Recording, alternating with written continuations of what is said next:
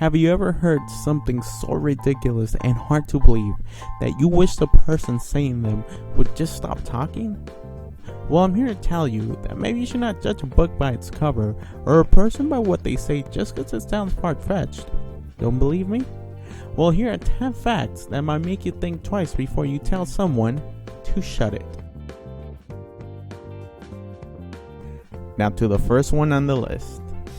Gary Kremen purchased the domain Match.com in 1994 for $2,500, when only about 5% of Americans were online.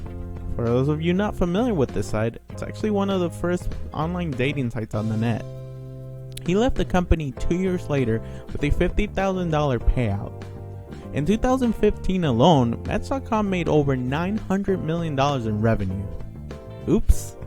Something else that Kremen lost out with Match.com was his girlfriend. Kremen said that he made the website so it could be welcoming to women.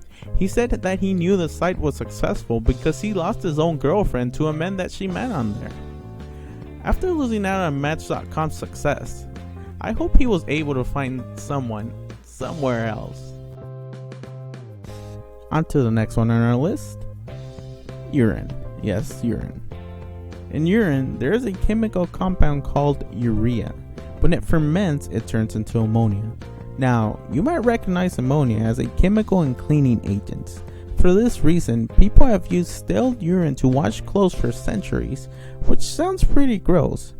However, the ancient Romans managed to step up the game of disgusting by using this fermented urine as mouthwash.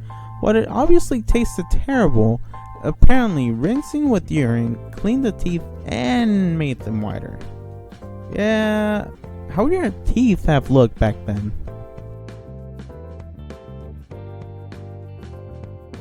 Now for a quick one on the list. A quick history lesson to be more precise. Do you know who this is? I'll give you a minute. You don't? Don't worry about it. Most people don't. This is Robert G. Heft, the designer of the current 50-star flag. When he was 17 years old, Robert made the flag as a school project.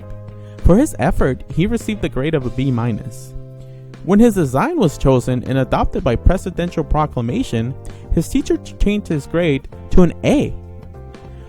To what I can really only say, patriotic much?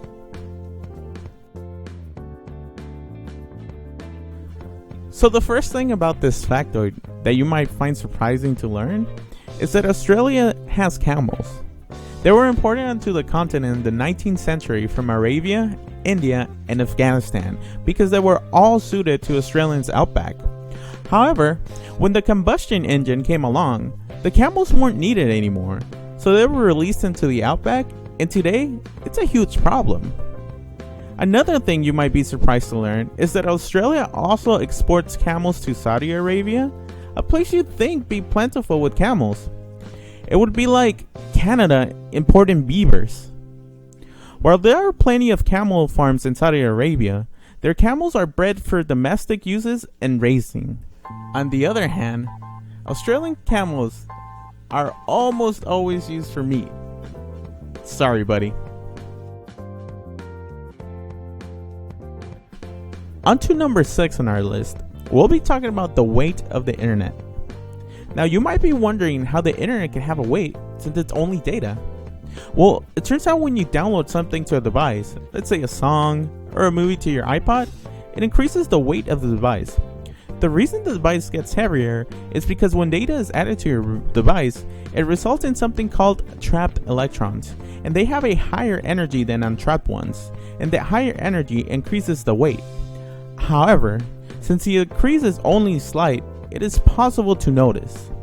Using that information, the YouTube channel Vsauce figured out how much all the data in the internet weighs. That includes all the cat pictures and porn you could dream of. And it is about 50 grams, or roughly the weight of a strawberry. Now the next one on the list you might have heard of because it was very popular online and it was on the news. In 1995, when Sonny Graham was 57, he needed a new heart or he died from congestive heart failure. The good news for Graham was that a donor heart had become available because 33-year-old Terry Cottle had shot himself. After getting the heart, Graham was so grateful that he sent a thank you letter to Terry's family. This led to Graham corresponding with Terry's widow, Cheryl Cottle, in January 1997. When Cheryl was 28, she and Graham met. Graham said that it felt like he'd known Cheryl his whole life. In 2001, Graham bought a house for Cottle and her children to live in, and 3 years later, Cheryl and Graham were married. 12 years after getting Terry's heart, in April 2006, Graham committed suicide just like Terry did. It was from a self-inflicted gunshot wound. Conspiracy theory much? Now, while I was doing research and putting this list together, this fact might have become one of my favorites. The northeasternmost state of the US, Maine, is one of the most rural places in America. With a population of 1.33 million, it's not the emptiest state, but it's definitely kind of lonesome. It's also one of the whitest places in the whole of the states. How do I know this? Because according to data from both the state of Maine and the US Census, Maine has more black bears than it has black people. Seriously, it ain't even close. The last US Census recorded roughly 19,000 African Americans living in Maine.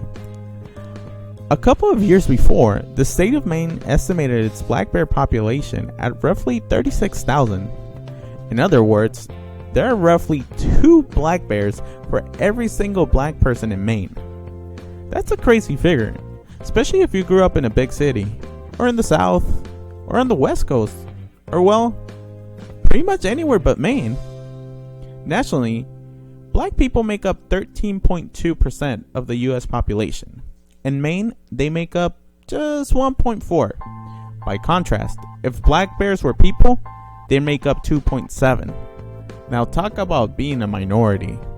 Well, I guess on the plus side, at least bears don't feel left out. Are you tired of being broke? Or just not having enough money to do whatever you want, buy whatever you want? Imagine if you discover a near limitless supply of gold sitting right under your nose. All your worries would be over, right? Well, I've got some good news and some bad news.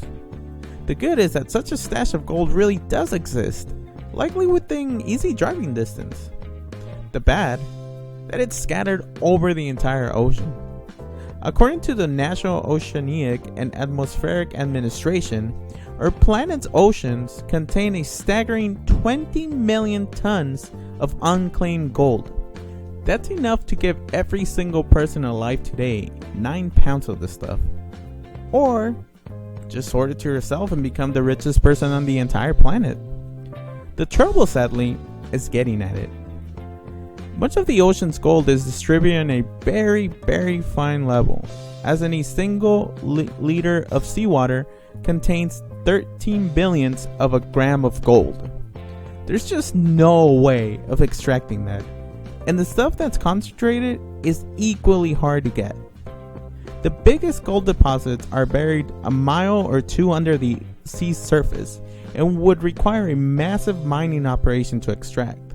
Still, if you go looking, you might get lucky. And in 2015, the nation of Colombia discovered a $1 billion worth of sunken Spanish gold sitting right off the coast of Cartagena. Damn, another reason to go to Colombia. Passions run high at soccer matches. Heck, fans constantly beat each other into comas while watching the sport, especially in Europe. But how high can the passion for this sport and way of life for some go? Well, in the past century, soccer has been the driving factor in ending 3 civil wars. 2 of those civil wars took place in the Ivory Coast. The first Ivorian Civil War lasted from 2002 to 2007 and killed nearly 2,000 people. The reason it stopped? The local soccer team qualified for the World Cup. On the back of their qualifier win, the Ivory Coast soccer team dropped to their knees on live television and begged the nation to put aside their differences. They then arranged for a qualifier for the African Cup to be held in a rebel-controlled city. This led to dialogue between the two sides, leading to a peace agreement. When the Second Civil War erupted in 2011, killing 3,000 people, soccer player Drogba was instrumental in helping reach peace. The third incident took place in Nigeria. In 1969, during the worst of the apocalyptic Biafran War, Pele brought his Brazilian club to the country to play the Nigerian national team. Both sides agreed to a 3-day ceasefire to watch the match. Now to the last one on the list. This one might be shocking to a lot of people, and definitely one of those facts that you might have to think twice about. Bayer, the German pharmaceutical company that produces aspirin, commercialized heroin in the 1890s as cough, cold, and pain remedy.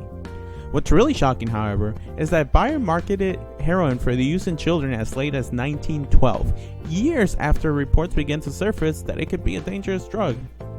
In 1914, heroin was restricted to prescription-only use in the US, and eventually banned by the FDA altogether in 1924. I mean, come on, can you really imagine taking heroin for a cough, a cold, or as a pain remedy? Sales for other products might just go down. And that's gonna do it for the video. I hope you liked it, were entertained, and were able to pick up a thing or two that you might be able to share with your friends. Knowledge is power, they say, even when it's random knowledge. Well, this is my first video. I hope to bring you more in the future. For now, it would really help me if you could like, share, and subscribe. Until next time, it's Glorious Tops.